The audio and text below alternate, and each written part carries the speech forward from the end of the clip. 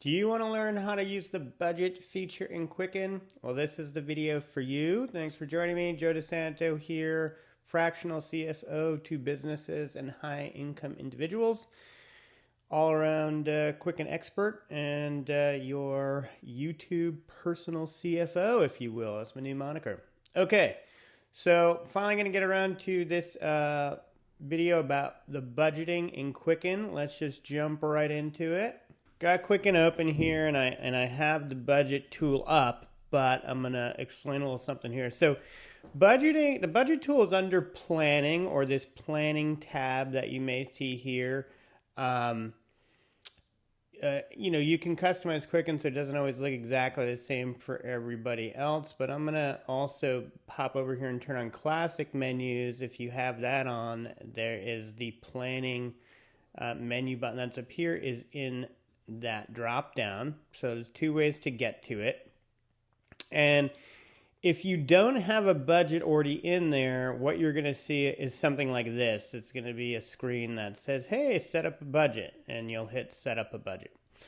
And I'm going to kind of walk you through what that looks like. So I have a budget already set up. It's called My Budget One. Actually, I have two set up. I'm going to delete this budget here. Kind of start with just one. And if you have only one budget set up, you're going to see only two views here, this graph view and annual view, but more on that in a sec. But pretending that we're starting from scratch and you're seeing a screen sort of like this, you would hit to create budget. But in my case, I'm going to create new budget from over here. And it's going to give you the option to name the budget. I'm just going to have the basic name here. And then it's going to give you this option, which is probably going to confuse you because you've never done it. It's manually select transaction categories, or let Quicken select my transaction categories. Now, you can choose either of these, but I'm going to choose this one for now. What these mean is it's in addition. It's more than just selecting the categories. It's Quicken is when you say let Quicken select my transaction categories. It's going to go through all of your data. That, your downloaded transaction, everything, and it's going to build a budget for you utilizing the categories that you use or have utilized through your transaction categorization. And it's also going to look at, your last however many months of spending, maybe last year of spending, and it's going to create a budget with averages, for different categories. The problem with this is that that's a lot for Quicken to do on its own and get right. But that's okay because we can edit everything that Quicken sets up here. So let's start with this. Inevitably, you might create future budgets or have more than one budget, and you'll say, hey, I get it now. I'm going to just start from scratch manually, and it'll be easier than editing, but we're going to do this first. Okay, so it's created now over here, My Budget 2, and if you recall, I just said if you only have one budget in here, you only see these two options, annual and graph view. Now that we have two budgets, you can jump between the budgets.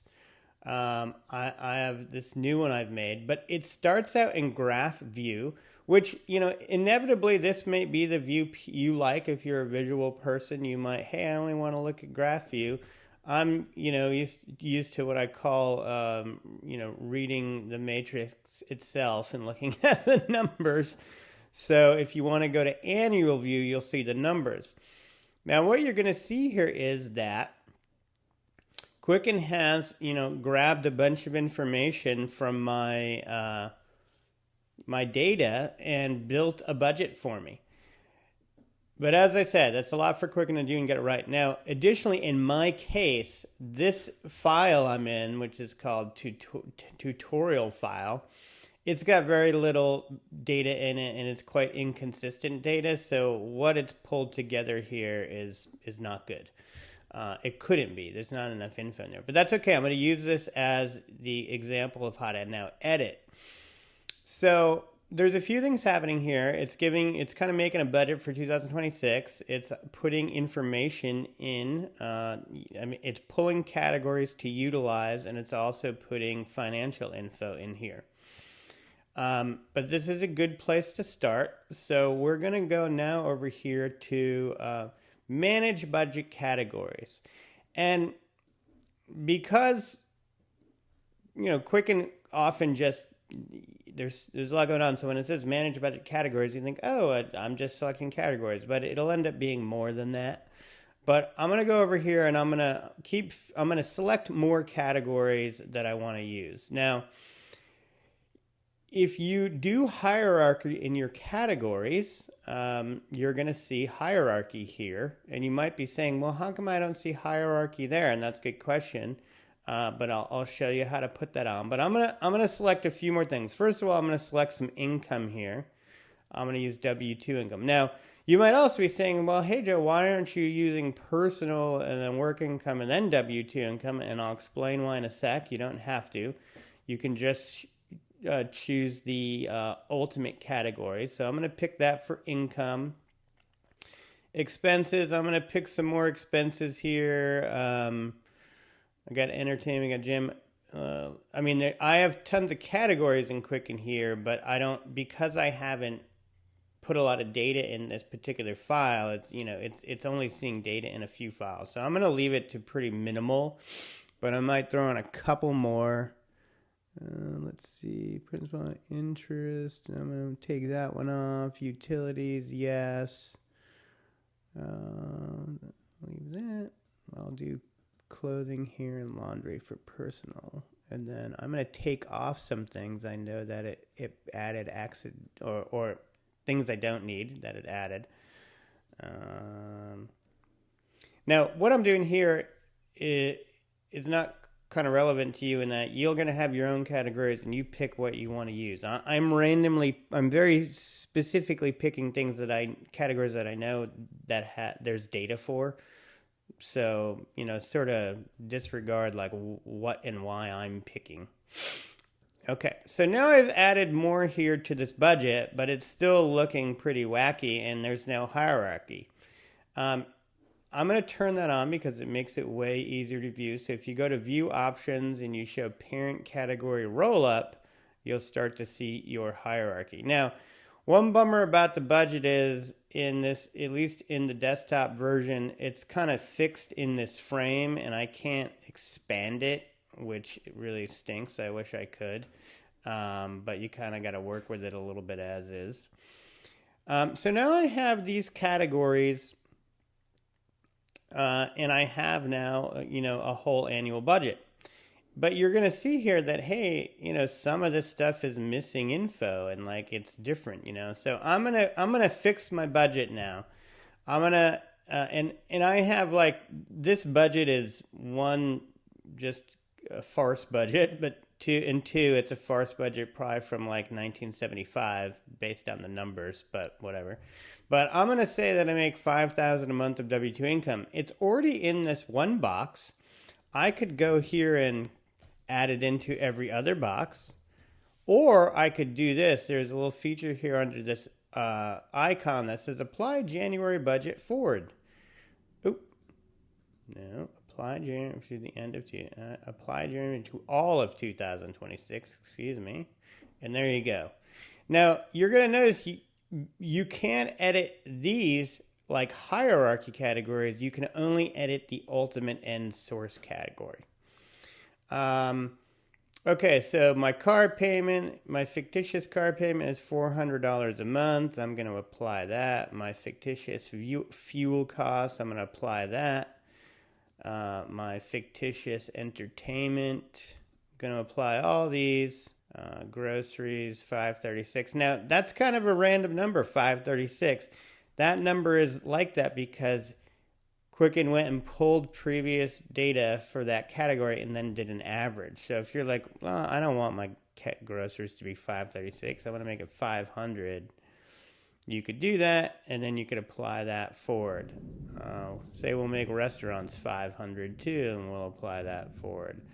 We'll make it all flat, even numbers. I like that. Okay, so now we have a budget here that I spread across all the year. $5,000 of income, $4,115 in expense. So my net after tax, my net monthly savings, whether I put it in a savings account or not, is $885. So that's my budget now. Now, you might be saying, well, Hey Joe, I noticed that you're making the same amount everywhere, but I don't spend exactly the same amount of money every month on a lot of these things, and some of these things I only do twice a year. Like say for instance, if we had travel in here, I'm gonna go back to budget categories and I'm gonna add travel for this example. Maybe I only travel once a year, and I'm gonna do it in July, and I'm gonna put $5,000 for that in July. So now I have, for just that 1 month, I'm over budget because I blew my whole travel budget, even though maybe it was only 100 a month. Or you could say, if it were 100 a month, I guess this would be 1,200. Maybe a road trip, close by road trip. Or you could say, hey, I'm just going to average it in and I'm going to make it all $100 a month. Okay, so now I have my budget. I've moved everything, across and made it equal every month. But again, you can dial it in how you want. And actually, it turned out my net saving is $785 a month, or $10,000 for the year. And you're like, okay, well, I got my budget in there. That's good. But like, how can I take advantage of that budget? And ultimately, the reason you would have the budget in Quicken, the exercise of doing it is beneficial just so you get in tune with your finances and your spending, but you want to look at your spending compared to your budget. And that all happens in the reporting, right? So I'm going to show you a basic cash flow report, because when I talk about a lot, and this is kind of your North Star report, and I'm looking at just January of 2026. I've filtered it all down to that month because I have fictitious expenses in the system here for that month. And in that month, I fictitiously made $5,000, and this is what I spent on stuff. Some of this stuff is in my budget. Most of it is, some of it's not. But anyway, my net result was $897.12. I actually beat my budget, which is pretty good.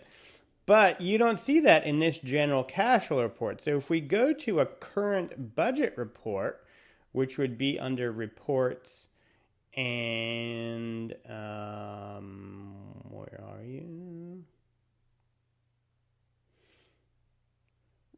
Which would be under reports and spending. I don't know what really the historical budget thing is. I'm just going with current budget. I have to now choose my new budget here, by the way. So I put my new budget in there, and now you see my expenditure is $897, just like in my cash flow report. My budget net is $785, just like in my budget, even though my budget doesn't have cents. And this is the difference. It shows you where you were over budget and under budget. Like here, I fictitiously spent $110.36 on fuel. My budget's $100. I was over. Here, where it's a black number, I spent $49. My budget was $50. I was under.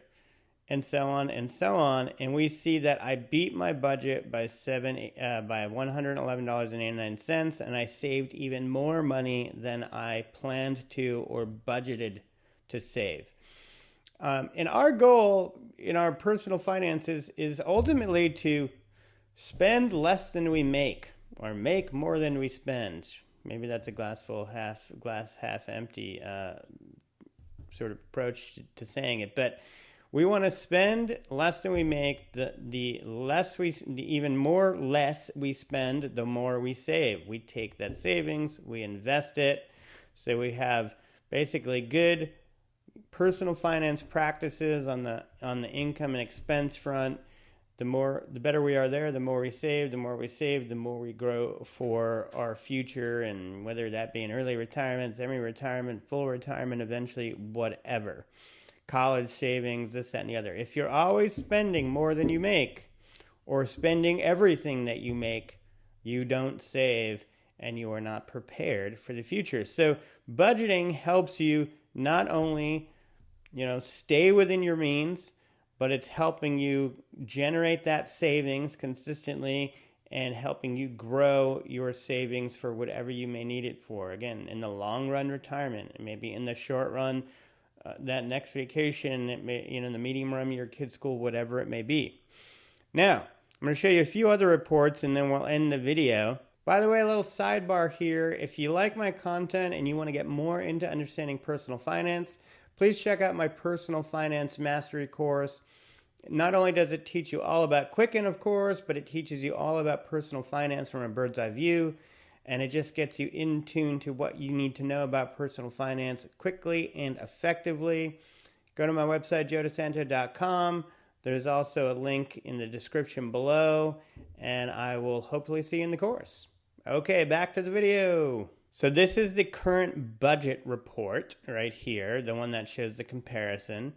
There is also an option to have a graph in here. And I should also say under reporting, under spending, under graphs, there is a current budget graph report. If you were to open that, but let's just say we, make it January, just so it relates to the other thing we're looking at here. All you get is this bar. Basically, all it says is in this report is that you beat your budget by $111.89. It adds up to this, but that's not really a great report. I will also say you can, in your regular current budget report, you can hide or turn on that graph. And then if you go create a budget report from the graphs part, you can show the report or not. So they're essentially the same report. But again, it's like this graph's not that helpful. There's another report, though, that is not a budget-related report, but kind of shows you visually a little bit more your income versus expense and if you made more than you spent. Again, it's not related to the budget report, but if you're kind of looking for an income-expense comparison and did I do better, you can just look at it through here. And that, by the way, if you go to your cash flow report, you can just look at it through here. So I like that report. I like the income and expense by category report because it just kind of shows you a quick income and expense. So that's the budgeting. A couple more things that are worth maybe knowing here in view options. You could turn on cents if you wanted in your budget, if you wanted to be accurate about it. You can do things like reminders related to your budget. You can show a to-date column here in the annual view, which maybe helps you, or a summary here. Again, you can go back and forth between the graph view and the annual view. Edit your budget name here. You can duplicate this budget and start fresh from there. There's a whole bunch of little options in here that you can investigate and see if they help you dial things in. And just to bring it around, full circle, if I were to create the new budget now and I chose manually select, you'll see now, or you'll understand better, that this is where we start and you can just select your own categories from the get-go. But when you do it this way, it will ask you also, though, to allocate amounts to the categories you're putting in there, right? So this is kind of like an additional step because you didn't have Quicken put these amounts in from its averages. It's asking you to do it, and then you do that. You again start in graph view. You can go to annual view, and then you can see it. All right. Thank you very much. I'll see you in the next video.